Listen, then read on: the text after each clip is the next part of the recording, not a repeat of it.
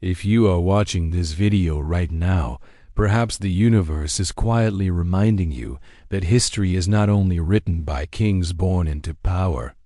Sometimes it begins with a child born on a remote island, far from the centers of empire.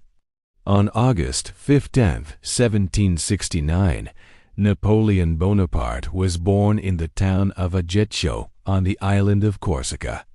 Just 1 year earlier, Corsica had been transferred from Genoa to France, meaning Napoleon grew up in a place where identity and loyalty were still unsettled. His father, Carlo Bonaparte, was a lawyer and minor noble, while his mother, Letizia Ramolino, was known for her strength and discipline. Napoleon was the second surviving son in a large family. Nothing about this small island boy suggested he would one day reshape Europe, yet history often begins quietly, long before the world notices. Napoleon's childhood unfolded in a household that valued ambition and resilience. His mother Letizia was known to be strict and disciplined, qualities that deeply shaped his character. Growing up among several siblings, Napoleon quickly learned independence and determination. Corsica itself also left a powerful mark on his mind. The island had a long history of resistance against outside rulers, and stories of struggle and leadership were part of everyday conversation. As a boy, Napoleon developed a passion for reading, especially works about great commanders of the ancient world. Figures such as Alexander the Great and Julius Caesar fascinated him. Their campaigns and bold decisions ignited his imagination. While other children played freely, Napoleon often preferred books and solitary thought. These early habits quietly formed the mindset of someone who believed that destiny could be shaped through discipline, study, and relentless ambition. At the age of 9, Napoleon left Corsica and traveled to mainland France to attend the military school at Brienne-le-Château. The transition was not easy. He spoke French with a strong Corsican accent and came from a family that was far less wealthy than many of his classmates. Because of this, he often felt isolated and was sometimes mocked by other students. Yet those difficult years became a turning point. Napoleon began to spend long hours studying mathematics, geography, and military history. Mathematics in particular fascinated him because it formed the foundation of artillery science. Teachers soon noticed that although he was quiet and reserved, he possessed exceptional focus and discipline. Rather than seeking popularity, Napoleon concentrated on learning everything he could about strategy and war. What seemed like loneliness at the time was slowly becoming preparation for something far larger than anyone at the school could imagine. In 1784, Napoleon was admitted to the prestigious École Militaire in Paris, one of the leading military academies in France. Because his father had recently died, Napoleon completed the program in just 1 year in order to reduce financial pressure on his family. In 1785, at only 16 years old, he graduated and received a commission as a second lieutenant in the artillery regiment of the French army. Artillery was considered one of the most technical branches of the military, requiring strong mathematical and engineering knowledge. Napoleon excelled in this field, studying ballistics, fortifications, and battlefield positioning. During these early years of service, he traveled across different parts of France, observing how the army functioned and how society itself was changing. Europe was entering a period of enormous political tension. Napoleon could not yet know it, but the coming revolution would soon transform both France and his own destiny. In 1789, France entered a period of dramatic upheaval with the outbreak of the French Revolution. The revolution challenged the traditional monarchy and attempted to create a new political system based on citizenship and rights. For many young officers like Napoleon, the revolution created unexpected opportunities. Under the old regime, advancement in the military often depended on noble birth. But the revolution began to reward talent and loyalty to the new republic. Napoleon supported the revolutionary government and believed that France was entering a new era where ability could rise above social class. During this time, he also remained deeply interested in politics and philosophy, writing essays about Corsica and the future of France. The instability of the revolution created chaos across the country, but for Napoleon, it also opened a path that might never have existed before. Napoleon's first major moment of recognition came during the siege of Toulon in 1793. The city of Toulon had fallen under the control of royalist forces supported by Britain, threatening the authority of the revolutionary government. Napoleon, then a young artillery officer, proposed a strategic plan that focused on capturing key high ground overlooking the harbor. By placing artillery batteries in these positions, French forces could force the British fleet to withdraw. His plan was accepted and carried out successfully. The operation forced enemy forces to abandon the port, allowing the Republic to regain control of the city. Napoleon's leadership and tactical thinking impressed senior commanders and political leaders alike.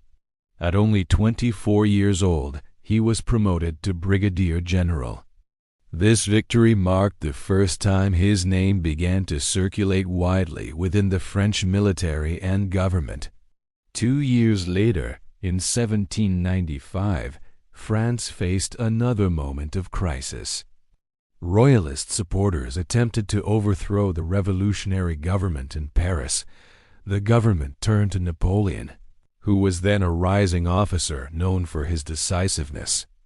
Napoleon quickly organized artillery units and positioned cannons to defend key streets and government buildings. When the insurgents advanced, his forces opened fire, dispersing the uprising. The event became famous for what historians later described as a decisive use of artillery to restore order. The government of the French Republic saw Napoleon as someone capable of protecting the fragile new regime. Soon after, he was appointed commander of the Army of Italy. For Napoleon, this moment marked the transition from a talented officer to a figure of national importance, trusted with leading major military campaigns. History sometimes turns in moments when an unknown commander suddenly changes the balance of an entire continent. When Napoleon took command of the French Army of Italy in 1796, the army was poorly supplied and demoralized. Yet Napoleon believed speed and surprise could overcome larger forces. Over the next year, he launched a series of rapid campaigns against Austrian and Allied armies across northern Italy. Through bold maneuvering and coordinated attacks, he defeated forces that were often numerically stronger. Each victory strengthened his reputation as a brilliant strategist, capable of reading the battlefield with extraordinary clarity. Cities surrendered, alliances shifted, and the political map of Italy began to change. Soldiers who had once doubted him now followed him with fierce loyalty. Europe was beginning to notice a new figure rising from the chaos of the revolution. From a boy on a small island to the commander of an army reshaping a continent, Napoleon's journey was one of ambition, study, and seizing opportunity. His early years were not filled with privilege, but with challenges that sharpened his mind and hardened his resolve. He saw the French Revolution not just as chaos, but as a ladder for those with talent and nerve. The siege of Toulon and the defense of Paris were more than just victories. They were auditions that proved his worth. By the time he led his starving army into Italy, he was no longer just an officer. He was a force of history in the making.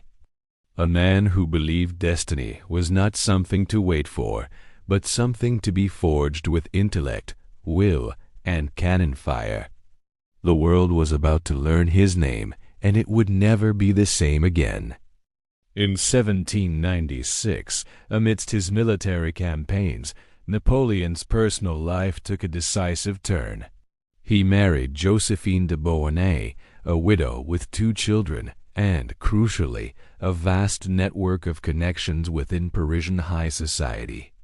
Their relationship was famously passionate and complicated, but at this stage it was a massive boost for Napoleon. It helped solidify his social standing and brought him closer to the key political players in France. While he was away leading his armies in Italy, he wrote her countless letters filled with intense emotion and longing.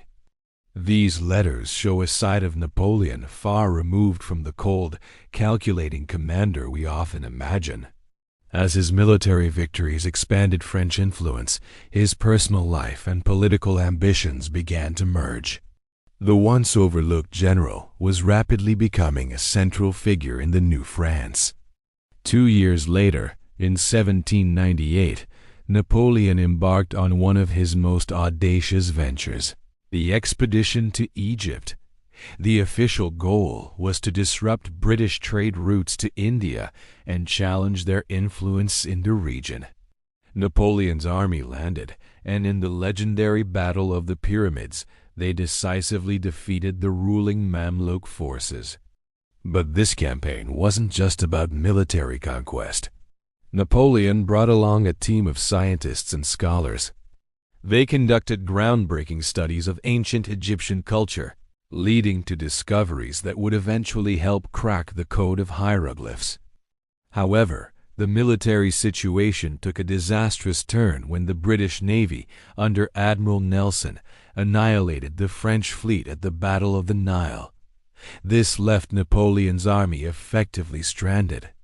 Despite some early successes, the campaign failed to achieve its strategic objectives. Still, it cemented Napoleon's reputation as a leader with global vision, a man who blended military action with intellectual curiosity. By 1799, the political situation back in Paris was chaotic. The government, known as the Directory, was riddled with corruption and struggling to manage economic crises and military pressures. Sensing an opportunity, Napoleon abandoned his army in Egypt and made a dramatic return to France. He quickly became embroiled in a plot to overthrow the failing government. On November 9, 1799, in what became known as the coup of 18 Brumaire, the Directory was dissolved. A new government, the Consulate, was established, and Napoleon was named first consul. While it was technically a 3-person leadership, real power was concentrated in Napoleon's hands.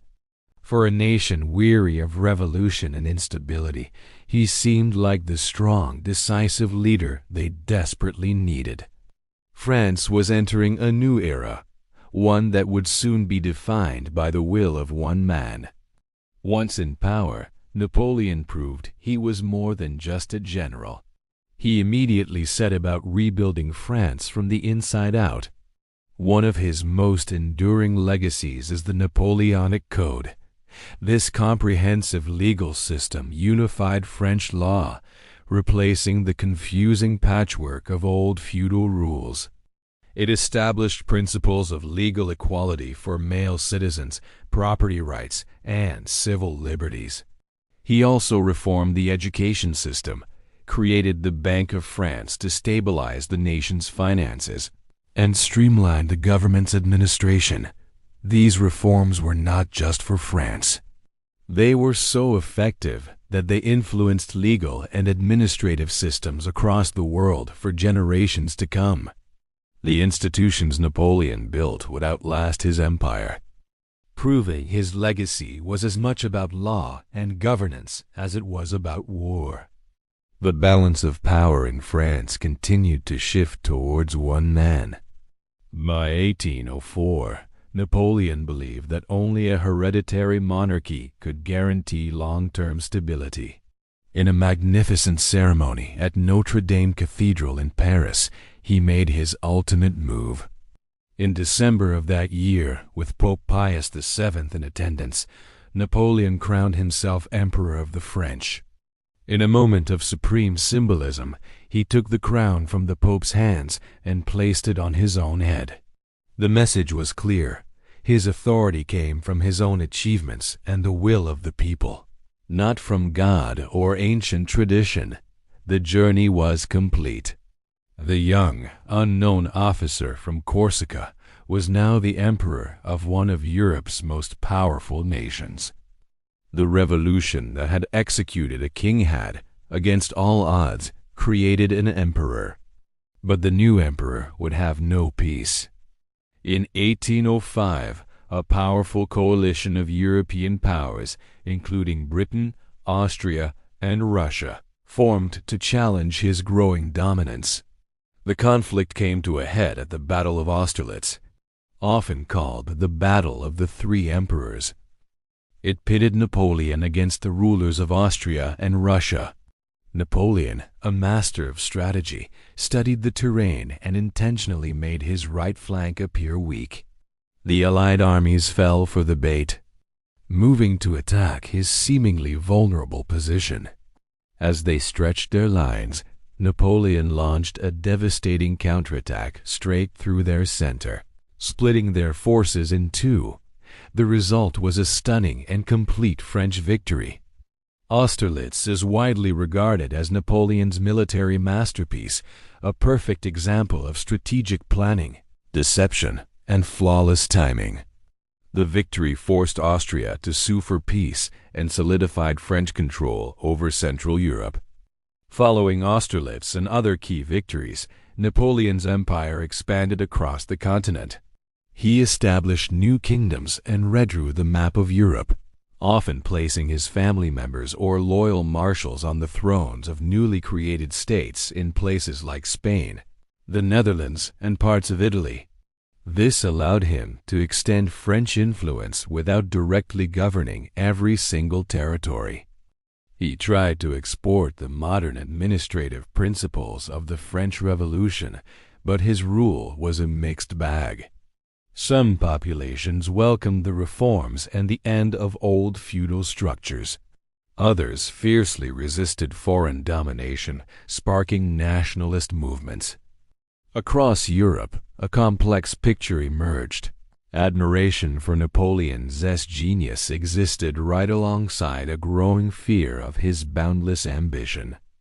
The empire had risen with breathtaking speed, but maintaining control over such a vast and diverse territory was becoming an ever greater challenge.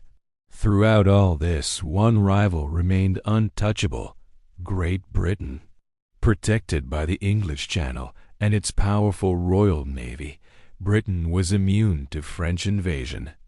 Unable to defeat them on the seas, Napoleon decided to wage economic war. He introduced a policy known as the Continental system. The goal was to cripple the British economy by forbidding all of continental Europe from trading with Britain.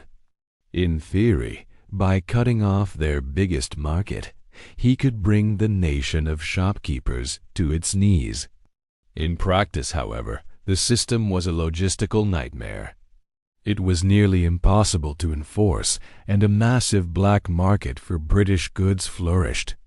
The blockade also hurt European merchants and economies, creating widespread resentment against French rule. While the Continental system showed Napoleon's relentless determination, it also created deep economic tensions within his own empire, sowing the seeds of future rebellions. Napoleon was now at the zenith of his power, the master of an empire that stretched from Spain to Poland. But the very policies designed to secure his dominance were creating cracks in the foundation. The stage was set for the epic struggles that would define the second half of his reign. Sometimes the very ambition that builds an empire is the same force that pushes it to its limits. This was certainly true for Napoleon Bonaparte. In 1812, he launched one of the most massive military campaigns European history had ever seen, the invasion of Russia. He marched in with a colossal multinational army, aiming to force the Russian Empire to comply with his economic blockade against Britain. But the Russians had a different plan. Instead of fighting a decisive battle, they retreated, pulling Napoleon's forces deeper and deeper into the vast, unforgiving landscape. Along the way, they burned everything, leaving no supplies for the advancing French. When Napoleon finally reached Moscow, he found a ghost town. Much of the city was abandoned and set ablaze.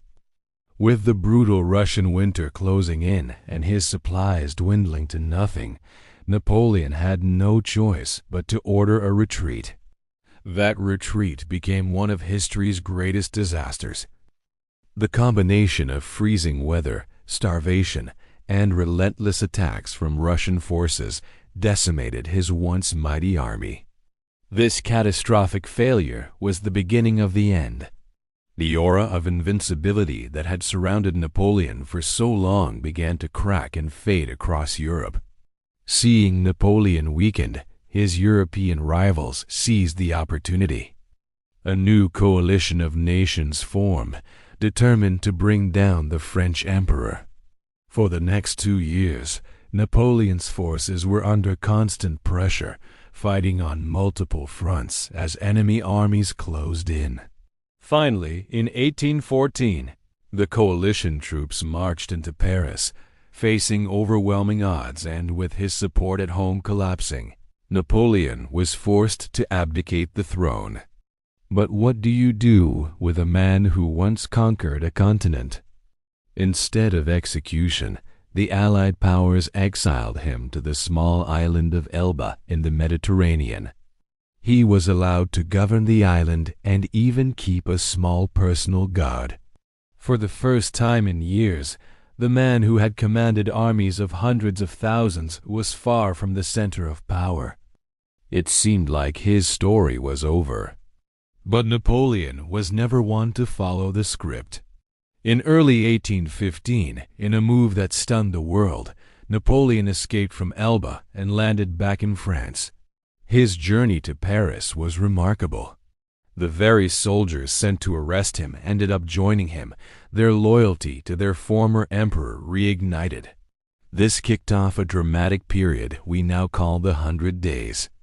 Europe's powers, terrified of his return, scrambled to form new armies to stop him once and for all. The final, decisive showdown came at the Battle of Waterloo in what is now Belgium. There, Napoleon's army clashed with forces led by the British Duke of Wellington, supported by Prussian troops. It was a long, brutal, and bloody battle. But in the end, the coalition armies were victorious. Waterloo was Napoleon's final gamble, and he had lost. His last, desperate attempt to reclaim his empire was over. This time, there would be no second chances. After Waterloo, Napoleon surrendered to the British, who exiled him to the remote, isolated island of St. Helena in the middle of the South Atlantic. Escape from here was virtually impossible. Under constant supervision, he spent his final years dictating his memoirs, reflecting on his incredible life of victories and defeats. On May 5, 1821, at the age of 51, Napoleon Bonaparte died, most likely from stomach cancer.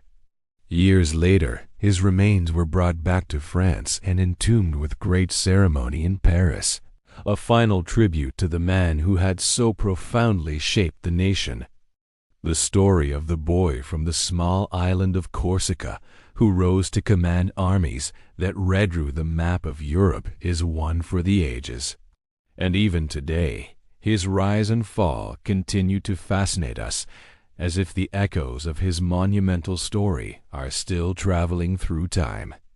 Thanks for watching, and if you enjoyed this journey into the past, be sure to like and subscribe for more.